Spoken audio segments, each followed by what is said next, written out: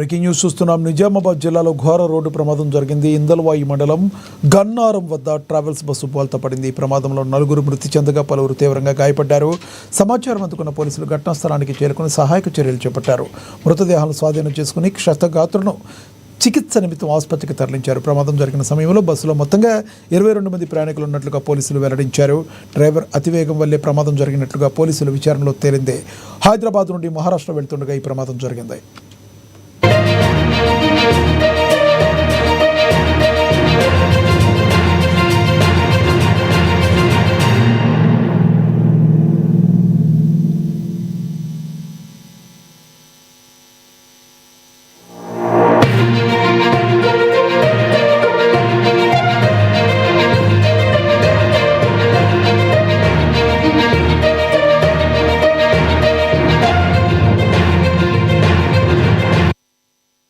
నిజామాబాద్ జిల్లాలో ఘోర రోడ్డు ప్రమాదం జరిగింది. ఇందల్వాయి మండలం గన్నారం వద్ద ట్రావెల్స్ బస్సు బోల్తా పడింది.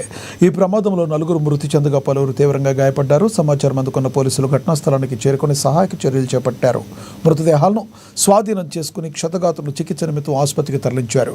ప్రమాదం జరిగిన సమయంలో బస్సులో మొత్తంగా 22 మంది ప్రయాణికులు ఉన్నట్లుగా పోలీసులు తెలిపారు. డ్రైవర్ అతివేగం వల్లే ప్రమాదం జరిగినట్లుగా పోలీసుల విచారణలో తేలింది. హైదరాబాద్ నుండి మహారాష్ట్ర వెళ్తుండగా ఈ ప్రమాదం జరిగింది.